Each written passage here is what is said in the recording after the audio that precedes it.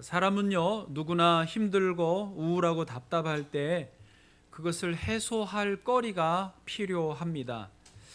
우리나라가 IMF를 겪을 때 두 박씨, 박세리, 박찬호 두 선수들이 해외에서 잘 해줘서 그 뉴스를 들을 때마다 마음이 좀 풀려졌던 것을 기억하실 것입니다. 또 그보다 더 일찍이 1980년대에는 갑자기 TV에 아주 못생긴 개그맨 이주일 씨가 등장을 했습니다. 아주 못생기셨는데 재능과 끼가 많아서 보면 정말 웃기고 또 게다가 이분이 17년간이나 무명으로 지내면서 고생을 많이 했다는 소리를 들으면 동정심도 생겼습니다. 무명을 할 수밖에 없었던 이유가 못생겼다는 거예요. 그래서 많은 분들이 위로를 받고 또 게다가 더 어떤 미담 사례가 있었는데 그 얼마 전에 1977년에 이리역 폭발 사고가 있었습니다. 그때 그 이리역 근처에서 하춘아 쇼를 하고 그 쇼의 사회를 이주일 씨가 보고 있었는데 폭발이 일어나니까 하춘아 씨를 보호하기 위해서 자기 몸을 던지고 막 피신을 시키고 하면서 자기는 안면에 상당한 그 상처를 입었는데도 하춘아 씨를 보호했다는 것에 대해서 그게 또 미담 사례가 됐습니다. 그래서 그 얼마 뒤에 TV에 나오게 됐는데요. 사실은 방송국에서는 너무 못생겼기 때문에 거부를 계속했어요. 그러나 하춘아 씨가 밀어붙인 거예요. 자기 생명의 은인이니까 이분 좋은 분이다. 재능도 많다. 계속 밀어붙여가지고 TV에 나왔는데 TV에 나온 지 2주 만에 전국구 유명 스타가 돼버렸습니다. 그래서 본명이 원래는 정주일인데 이름을 이주일 만에 스타 됐다고 그래서 이주일로 바꾼 거예요. 정말입니다. 저도 그때가 중고등학생 시절이었던 것 같은데 어느 날 TV에서 정말 못생긴 개그맨이 나왔는데 웃기는 거예요. 괜히 보기만 해도 웃기고 보기만 해도 재밌고 또 보고 싶고 했던 그런 기억이 있습니다. 그런데 그보다도 더 한 10여 년 전 1970년대에는 여러분 혹시 기억하시나요? 김일, 박치기 선수 김일이 있었습니다. 이분은 그 한국에서 씨름계를 평정을 하고 이제 그 일본으로 배를 타고 밀항을 해서 가서 역도사에게 레슬링을 배웠습니다. 그리고 한국에 와서 이제 일본의 소당국에서도 이 레슬링을 했는데 김일 기억하십니까? 머리가 완전히 다 벗겨졌는데 초반에는 항상 그게 작전인지 맞아요. 몇 번 다운도 됐다가 해서 원, 투 하면 탁 차고 일어나고 그러다가 이제 중반 이후 되면은 김일이 이제 정신이 없는 중에 상대방의 뒷덜미를 잡으면 이게 이제 끝나는 거야. 뒷덜미를 잡으면은 팍치기를 하면은 그 상대 선수가 띵하니 해롱해롱 해가지고 정신을 못 차려요. 그러면 또 우리가 속으로 그러죠. 한 번 더 그러면 또 탁 잡아가지고 탁 하면은 나가 떨어집니다. 좀 세면 한 서너 번 해야 나가 떨어지고 그럴 때 그 통쾌함, 그 속이 시원한 것을 그 시절에 이제 경험을 했던 기억이 납니다. 그나마도 그때는 TV가 저희 집에 없었어요. 새빵 살고 TV도 없고 그래서 주인집에 가서 TV를 이렇게 이제 눈치 보면서 TV를 보고 또 그나마도 그날이 여의치 않으면 또 친구 옆집에 같은 새빵인데 TV 있는 집에 가가지고 그거를 보고 그랬던 추억이 있습니다. 요즘에도 우리나라 사람들이 국민들이 참 살기가 힘들다고 합니다. 많이 우울해하시고 스트레스 많이 받고 지금 몇 년째 OECD 국가 중에 우리나라가 자살률 1위입니다. 인구 10만 명당 기준으로 볼 때 OECD 국가들의 평균 자살률은 12명인데 우리나라는 1등이면서 28명입니다. 하루 평균 34명인가 8명 정도가 하루에 자살을 해가고 있습니다. 여러분 40분에 1명 정도씩 예배가 1시간 10분 20분 지나면요 한 분이나 두 분 정도는 벌써 돌아가신 이런 지금 심각한 상황이 안타까운 시대가 지금 우리가 살고 있는 이때입니다. 자 그렇다면 여러분은 요즘에 어떻게 이 우울하고 답답한 마음들을 풀고 계십니까? 풀거리가 있으실 텐데 그게 무엇입니까? 몇 가지가 있으시겠지만은 요즘에 조사해 보니까 대표적으로 사람들이 우울한 마음을 달래는 것이 유튜브라고 하는 동영상 사이트입니다. 예, 정말로 많은 분들이 유튜브를 봅니다. 우리 정부 기관에서 지난 5월 한 달을 기준으로 조사를 해봤는데요. 사람들이 이 스마트폰 어플 중에 제일 많이 이용하는 게 당연히 유튜브인데 시간이 몇 시간이냐? 분으로 나누어서 우리나라 국민이 5월 한 달 동안 사용한 유튜브 사용한 분은 289억 분입니다. 그런데요, 카카오톡을 많이 하지 않습니까? 카카오톡은 189억 분입니다. 네이버도 많이 하는 편이에요. 네이버에 물어봐 그랬는데 네이버는 얼마나 썼느냐? 130억 원이면 좋은데 130억 분입니다. 예. 그러니까 게임이 안 될 정도로 유튜브를 지금 많이 사용하고 있고요. 심지어 이제는 검색도 네이버로 안 하고 유튜브로 할 정도로 그렇게 됐습니다.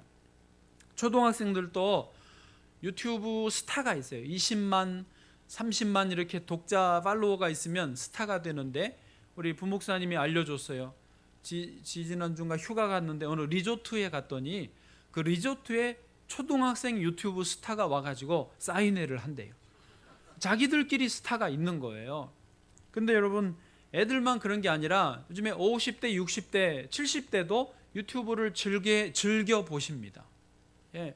자기 성향에 맞는, 자기가 좋아하는 분야를 보면은요, 유튜브는 자동 재생 기능이 있어서 그거 5분짜리, 10분짜리가 끝나면 또 그 비슷한 내용의 동영상이 계속 돌아가요. 자동 재생이 되게 돼 있어서 그거를 계속 봅니다.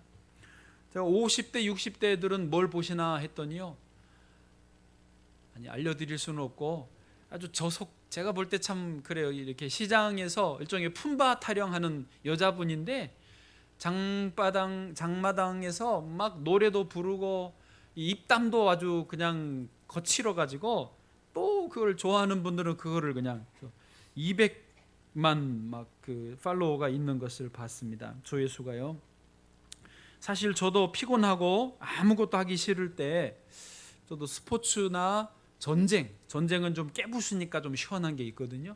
스포츠는 이게 공정한 속에서 하는 그런 게 있어서 세상을 보면 답답한데 스포츠를 보면 좀 그런 면에서는 위로가 돼서 제가 좀 봐버릇했었는데, 해보시면 알겠지만요, 이런 게 잠깐 동안은 시름을 덜어주는 것 같아요. 잠깐 동안은 어떤 걱정을 잊게 해주는 것 같긴 하지만 그런 거를 보고 나면 사실은 별로 도움이 안 됩니다. 뭔가 내가 엄청 시간을 좀 낭비한 것 같고 인생을 허비한 것 같고 손실이 더 크다라는 생각만 남아서 찜찜합니다. 더 피곤하고요. 여러분, 우리 믿는 사람들은 어디에서 우울한 마음을 달래고 어디에서 스트레스를 풀고 어디에서 위로를 받을 수 있겠습니까? 예, 이렇게 아버지의 집에 나와서 위로를 받게 되는 줄로 믿습니다. 우리 믿는 사람들은요, 예수 그리스도를 만나고 예수 그리스도 안에서 새 힘을 얻고 지혜를 얻고 능력을 힘입는 줄로 믿습니다.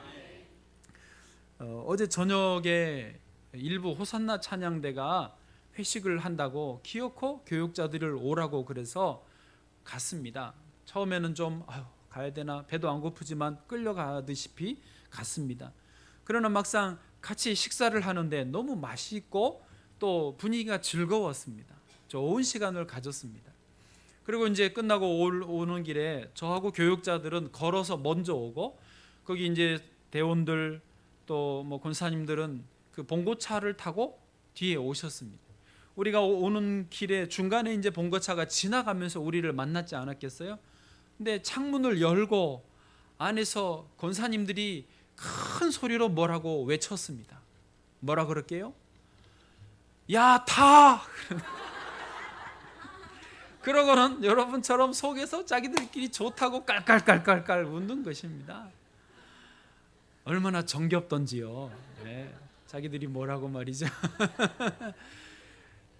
그러고는 또 이제 차를 티타임을 하러 이를동지에 갔는데 저는 이제 그 사이에 소화를 시키려고 산책을 하고 교회 앞에서 또 한참 만에 만났는데 또 그 저녁에 8시 다 된 그 저녁에 집에 가기가 싫어서 교회 앞에서 계속 이야기하는 거예요.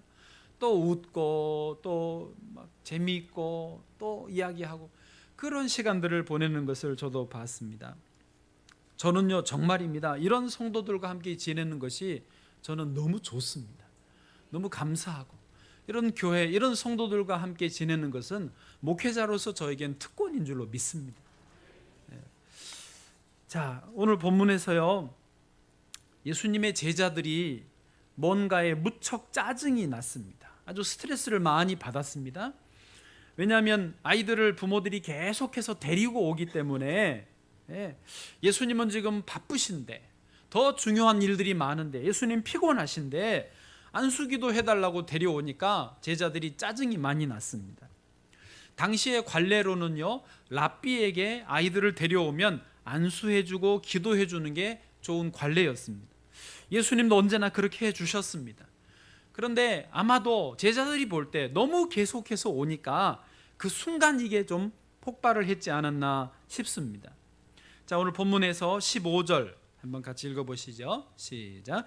사람들이 예수께서 만져주심을 바라고 자기 어린 아기를 데리고 오매 제자들이 보고 꾸짖거늘. 아멘. 제자들이 보고 꾸짖었습니다. 상당히 화가 났던 모양이에요. 그러나 예수님이 이제 그런 상황에서 저와 여러분에게 그리고 그 제자들에게 중요한 말씀들을 해주시고 있습니다. 오늘은 저희가 그 말씀들을 좀 들으면 좋겠습니다. 자, 첫 번째 뭐냐면요 어린아이처럼 너희들도 좀 순수해봐라 이겁니다. 본문 16절입니다. 시작. 예수께서 그 어린아이들을 불러 가까이 하시고 이르시되 어린아이들이 내게 오는 것을 용납하고 금하지 말라. 하나님의 나라가 이런 자의 것이니라. 아멘. 자, 거기 맨 뒤에 하나님의 나라가 이런 자의 것이니라. 여기 이런 자가 누구냐면 거기 예수님께 지금 가까이 와 있는 어린애들만은 아니고 지시대명사입니다. 이런 성품의 사람들, 이런 부류의 사람들의 것이 하나님의 나라다. 하나님 나라를 소유할 수 있다. 그 뜻입니다. 오늘 저와 여러분도 그 하나님 나라를 소유할 수 있기를 바랍니다. 여쭤보겠습니다. 생각해 보세요. 여러분은 어린아이들처럼 순수하십니까? 아니면 복잡하십니까? 물론 우리가 어린아이처럼 순수해라라고 할 때에 어린아이들에게는 죄가 없다라는 말은 아닙니다. 확실하게 말씀드리지만 어린아이들에게도 죄가 있습니다. 태어날 때부터 아담과 하와의 원죄를 가지고 태어납니다. 그래서 우리가 아이들에게 유아 세례를 주는 이유는 그 죄를 씻어주기 위해서 세례식을 하는 것입니다. 저희 집에는 아이들이 3명인데 1년 6개월이 하나씩 태어났습니다. 그래서 만 3년 되니까 출산의 모든 과정은 끝나버렸습니다. 그러나 그 말은요 3명의 아이들이 1년 6개월짜리 상간으로 3명의 아이들이 동시에 집에서 양육을 받은 것입니다. 다 같이 누워있고 같이 그렇게 참 어려울 때였습니다. 근데 놀라운 것은 이 참 사랑스러운 저의 아이들을 또 죄인이라는 게 증명이 되는 게 첫째가 혼자 사랑을 받고 있다가 둘째가 태어나니까 아주 긴장하고 견제하고 싫어하고 미워하는 것을 제가 봤습니다. 본인은 부인할지 모르지만 말이죠. 그런데 더 놀라운 것은 셋째가 태어나니까 첫째와 둘째가 연합해서 셋째를 미워하고 견제하고 아주 막 대놓고 이렇게 표정하는 것을 또 해코지하는 것을 제가 여러 번 봤습니다. 또 셋째는 자기도 살아남아야 되니까 처음에는 너무 어려서 맨날 당하고 울고 맨날 남자애가 그러더니 내가 남자애가 운다고 또 저는 야단하니까 더 울고 그랬는데 나중에 어느 때 되니까 이제 자기도 들이받더라고요. 그래 안 씻었다 어쩔래 막 그러면서 싸우고 아주 그냥 장난 아니었습니다. 이 세 아이들이요.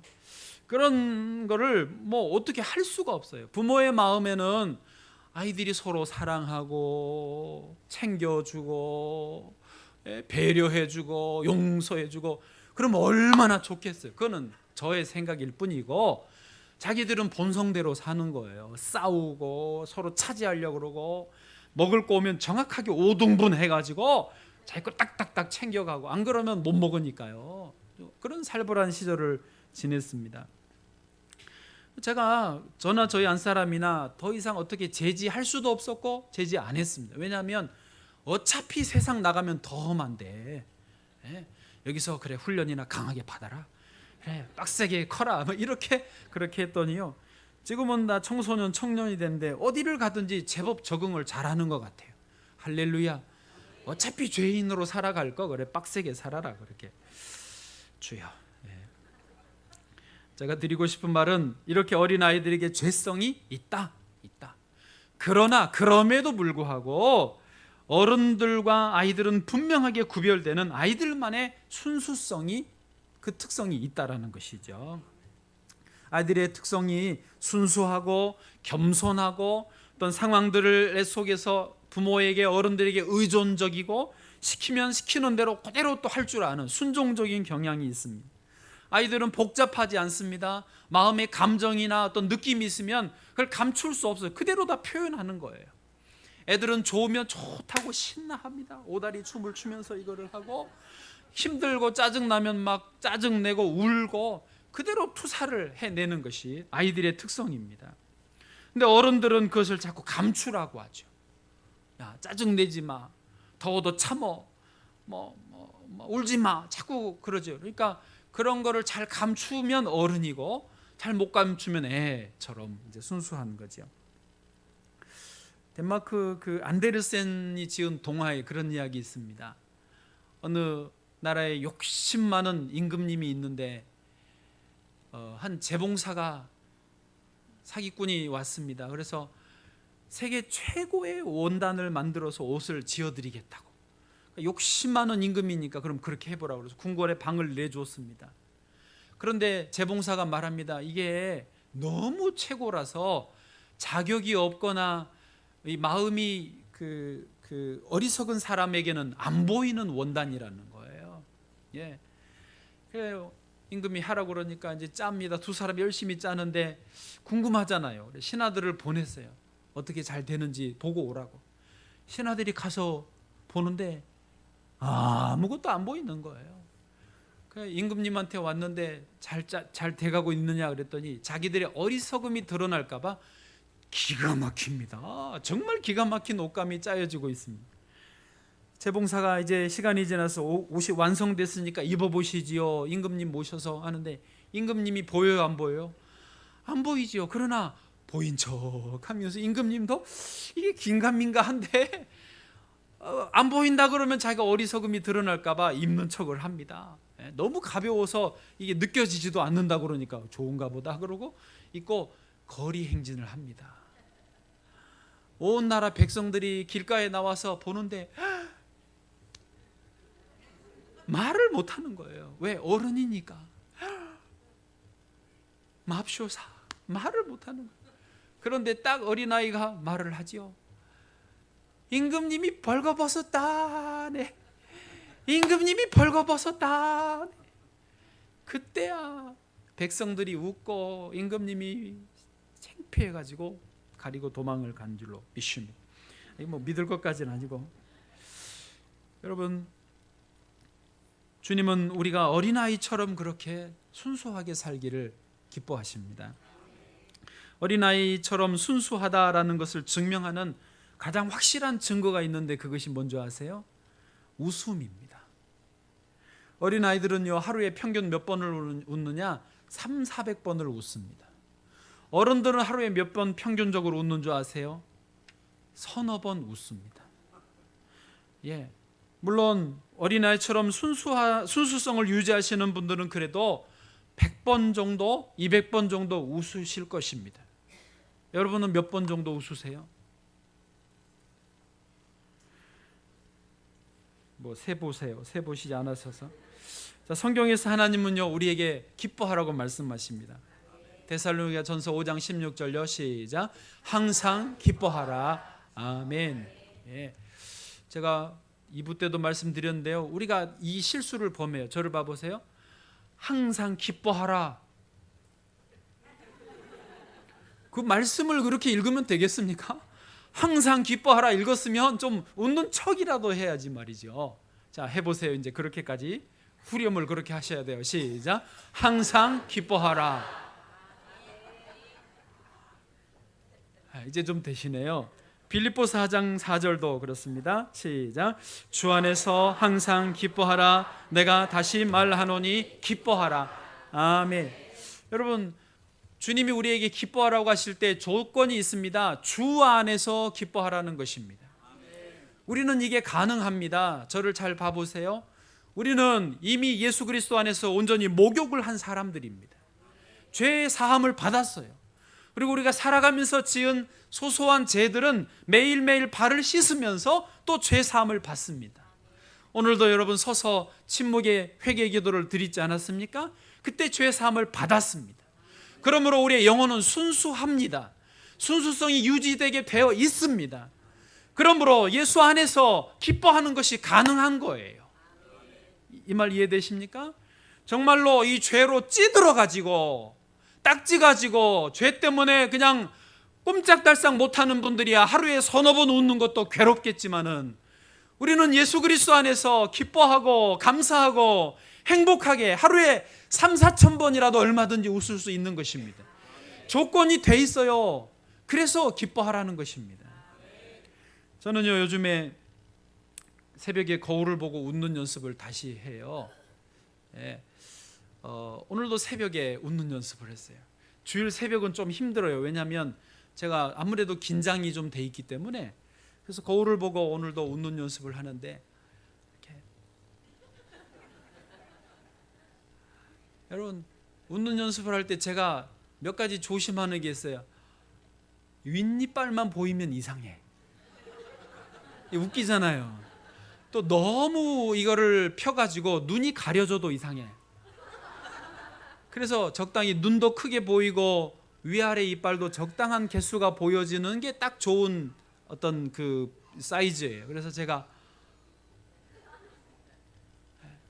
이렇게 나연이니, 네. 네. 제가 금방 그쳤어요. 네. 그만 끌고 가세요.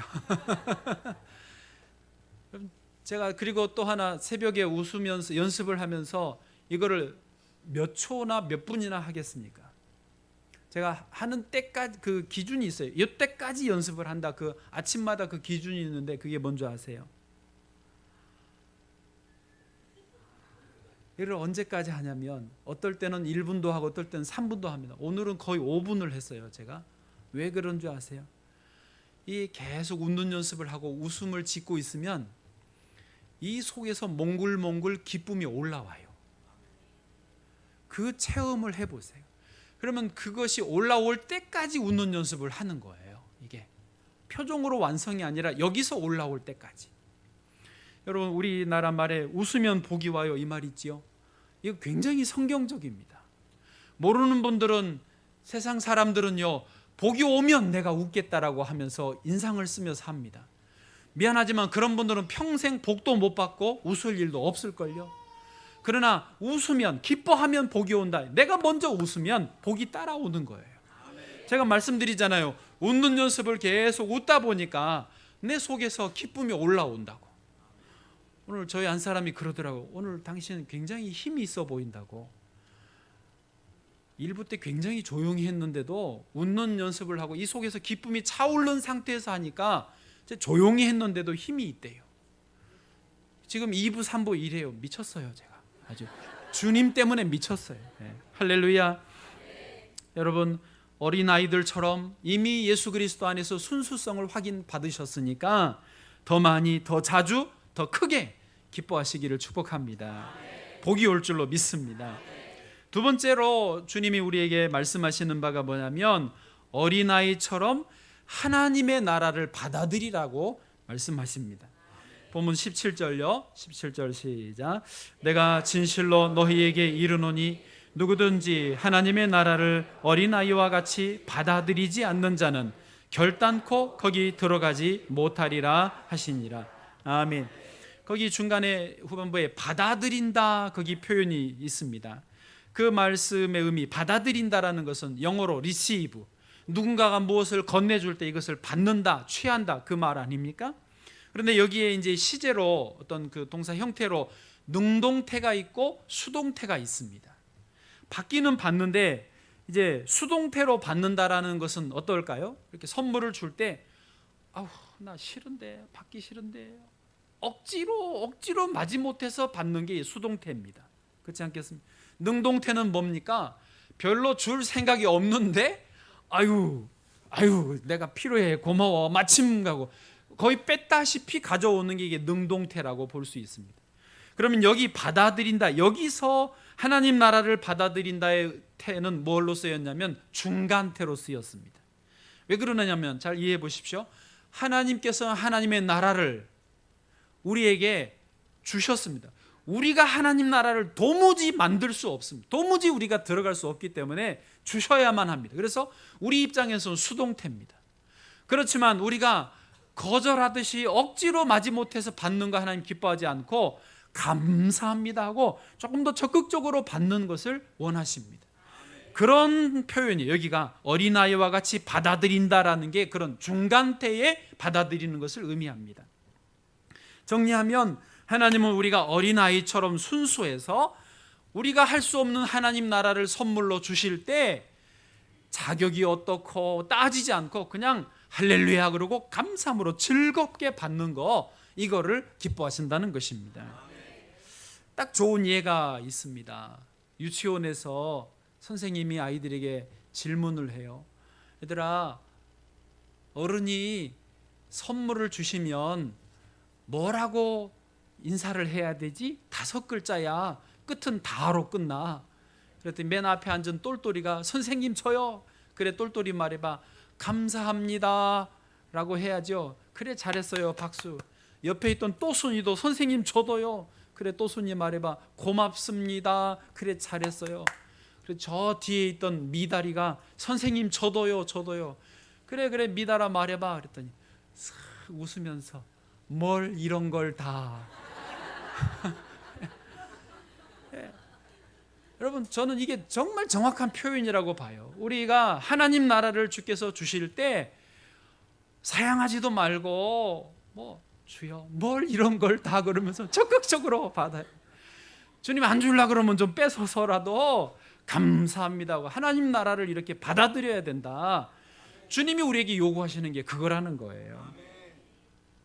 어떤 사람들은 하나님이 이렇게 은혜로 주시는 하나님 나라, 천국의 선물을 온갖 이유와 핑계를 대면서 거절하거나 사양하는 분들이 있습니다. 어떤 분은 내가 아직 자격이 안 되는데, 내가 아직 이렇게 한심한데 어떻게 기뻐할 수 있느냐, 어떻게 하나님 나라를 누릴 수 있느냐라고 자기를 너무 쳐다보시는데요, 그러면 방법이 없습니다. 미안하지만 주님이 본문에서 뭐라고 그러셨습니까? 하나님 나라를 어린아이와 같이 그렇게 중간태로 뭘 이런 걸 다 하면서 받아들이지 않는 자는 그 다음 뭐예요? 결단코 거기 들어가지 못하리라.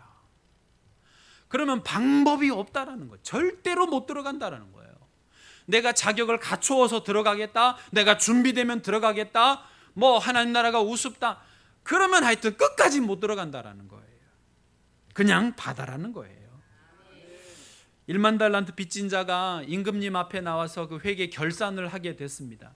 1만 달란트가 얼마 정도 되냐면요, 한 달란트가 금 34kg 정도 되기 때문에 금값으로 계산해서 1만 달란트는 대략 지금 한 15조 원 정도 됩니다. 이 한 사람이 갚기에는 너무 많은, 너무 큰 액수여서 임금님이 갚아라 하다가 안 되겠으니까 아예 그냥 탕감해준다, 통 크게 다 빚을 탕감을 해줘 버렸습니다. 할렐루야. 1만 달란트 빚진 자가 너무 감사해서 고맙습니다 인사하고 집으로 가던 길입니다. 그런데 자기 친구를 만났는데 자기한테 100데나리온을 빚진 자였습니다. 100데나리온은 얼마냐면 1데나리온이 하루 품삯이니까 자리에 한 4개월 정도 월급 되는 그런 돈입니다. 그 친구 멱살을 잡고 이놈아 내 돈 갚아라, 미안해, 내가 꼭 갚을게, 조금만 시간을 줘. 안 돼, 너가 내 돈을 떼먹어 이 나쁜 놈, 어쩌고저쩌고 하면서 감옥에 집어넣어 버렸습니다. 이거를 본 옆에 친구들이 딱 해서 임금님에게 보고를 해서 다시 1만 달란트 탕감받았던 사람이 끌려왔습니다. 너는 내가 그렇게 큰 거를 용서해 줬는데, 탕감해 줬는데 그거를 가지고 따지고 드냐? 너는 영원히 감옥에서 썩어라. 그러고 감옥에 넣어버렸습니다. 여러분, 그런 것입니다. 우리가 은혜로 주신 것은 그냥 감사합니다 하고 받으면 되는 거예요. 주님이 주신 것은 어차피 우리가 값을 지불할 수가 없기 때문에 그래요. 은혜를 입은 사람 되시기를 축복합니다. 항상 불행한 사람들의 특징 8가지가 있답니다. 필리닷컴이라는 이제 좀 건강 전문 사이트에 소개되어 있는 건데요. 8가지 항상 불행한 사람들의 특징. 첫 번째, 이루기 힘든 목표를 세운다. 너무 불가능한 거를 목표를 세워놓고 계속 나는 안 돼 하고 불행하다는 거예요. 두 번째, 자신의 처지를 너무 심각하게 생각한다. 여러분, 너무 심각하게 생각하지 마세요. 지금 잘 살고 있잖아요. 안 그래요? 너무 잘 살고 있습니다. 세 번째, 운동을 전혀 하지 않는다. 여러분, 요즘 운동 안 하는 건 죄입니다. 네 번째, 건강에 안 좋은 음식을 자주 먹는다. 그것도 죄와 비슷할걸요. 다섯 번째, 잠을 충분히 자지 않는다. 이것도 문제입니다. 여러분, 운동 안 하고 몸에 안 좋은 음식 먹고 잠도 충분히 안 자고, 여섯 번째도 있어요. 소셜 미디어에 너무 많은 시간을 쓴다. 이 4가지는요 진짜 안 하시는 게 좋습니다. 유튜브요, 우리나라 85%가 유튜브를 보신대요. 정확히 85.6%. 심각합니다. 여러분, 유튜브 그런 거 너무 보시지 마시고 주회전에 나오시기를 바랍니다. 한 김에 7번째, 이 일을 너무 많이 한다. 이제 우리가 시대가 바뀌어서 일 너무 많이 하지 말아라고 그럽니다. 마지막 8번째, 용서하지 않는다. 나도 용서해주고 나도 용서 받았으니까 용서해주면서 살아야 되지 않겠습니까? 불행한 사람 되지 마시기를 바랍니다. 다시 2번째 말씀 정리합니다. 뭐냐? 우리가 구원을 받는 것도 예수님을 믿고 영접함으로입니다. 예수님을 영접한다는 게 아까 말한 그 중간태, 받아들인다라는 거 아닙니까? 요한복음 1장 12절 말씀 같이요, 시작. 영접하는 자 곧 그 이름을 믿는 자들에게는 하나님의 자녀가 되는 권세를 주셨습니다. 아멘, 할렐루야. 이렇게 하나님 나라를 받아들이는, 어린아이처럼 받아들이는 저와 여러분 되기를 축복합니다. 마지막으로 이제 세 번째는요, 그래서 이제 다음 세대를 세워 나가라는 말씀입니다. 오늘 본문에 다시 보시면 15절 맨 뒤에 보면 제자들이 보고 꾸짖었다고 그랬죠. 어린아이들이 너무 많이 오고 계속 오니까 한계에 차서 제자들이 폭발을 했어요. 근데 그러지 말라는 거예요. 그 다음에 16절은 다시 같이 읽어보세요. 시작. 예수께서 그 어린아이들을 불러 가까이 하시고 이르시되 어린아이들이 내게 오는 것을 용납하고 금하지 말라. 하나님의 나라가 이런 자의 것이니라. 아멘. 저를 보십시오. 아무리 번거롭고 피곤하고 힘들어도 어린아이들에 대해서는, 다음 세대에 대해서는 끝까지 잘 감당해 줘야 된다는 거예요. 특별히 예수님처럼 불러서 가까이 해주고, 거기 용납하고 금하지 말라 돼 있죠. 용납하고는 현재입니다. 지금 오는 아이들을 즉각 현재 언제나 용납을 해주라는 거예요. 그다음에 금하지 말라는 말은 미완료 시제인데요, 이 말은 계속해서 금하지 말라는 거예요. 오는 아이들은 용납하고 계속해서 오는 아이들을 금하지 말아라, 그 뜻입니다. 저는 우리 교회 학교에서 아이들을 잘 돌봐주셔서 너무 감사해요. 우리 전사님들, 목사님, 또 부장님들, 부감님, 총무님, 선생님들, 심지어 간식을 담당하는 선생님들까지 너무너무 잘하세요. 성경학교 때도 얼마나 잘하는지요. 정말 제가 은혜를 다 받았습니다. 그래서 이번에 이제 성경학교 후에 말했죠. 여름 성경학교 끝나고 초등학생들이 이제 가을 성경학교 또 하고 싶다고 그래가지고 전달을 했어요. 어떤 형태로든지 좀 뭔가 준비를 하라고. 그래서 유치부도 유치부 제자반이 시작이 됐고요. 또 중고등부대로 초등소년부대로 지금 이 가을 후속 프로그램을 준비하고 잘 양육하기 위해서 준비하고 있습니다. 근데 우리 교회 안에 아이들만이 아니라 요즘에 저 개인적으로 하나님께서 주변에 교회 이 밖에 있는 아이들이 자꾸 눈에 들어와요. 마음에 굉장한 부담감이 와요. 어린애들은 어린애들대로 스마트폰 보고 그냥 게임하고 무기력하게 있고 학원만 쫓아다니는 게 안타깝고, 청소년들도 제법 이렇게 교복 입은 아이들이 쭈그리고 골목에 앉아서 담배 피는 것도 보이고, 여학생들도 그렇고요. 뭐 그 자체가 뭐 대단히 큰 심각한 문제는 아니라 치더라도 그냥 우리 교회 안 다니니까, 내가 모르는 아이들이니까 그냥 두기는 이게 좀 너무 부담스럽습니다. 저들도 다 하나님이 사랑하시는 자녀들인데 저 아이들을 어떻게 잘 길러줘야 될 텐데, 잘 안내를 해줘야 될 텐데, 그런 마음이 있습니다. 사실은 교회 안에 있는 아이들이나 우리 집의 자녀들이나 동네 모든 아이들이나 결국은 궁극적으로 경험해야 될 것은 예수님의 만져주심입니다. 오늘 이 15절 말씀처럼 부모들이 아이들을 데리고 예수님 만져주십시오라고 데려오는 것처럼 예수님이 만져주시면 그들의 인생이 변하리라고 믿습니다. 그것도 어리면 어릴수록 좋아요. 어른들 변화되기 얼마나 어려워요. 어릴수록 만져주시면 인생이 새로워지고, 애들이 어려도 영적으로는 다 알거든요. 주님이 만져주시면. 저도 이 말씀을 묵상하면서 예수님이 나를 만져주신다 생각만 해도 막 온 신경이 살아나는 거예요.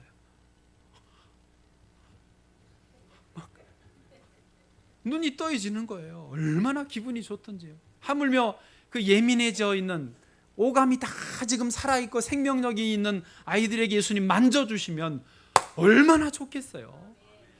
이거를 교회가 해야 됩니다. 우리가 해야 될 줄로 믿습니다. 우리 교회가 이런 교회 되기를 원합니다. 마지막 이제 1분 남았는데 질문해 볼까요?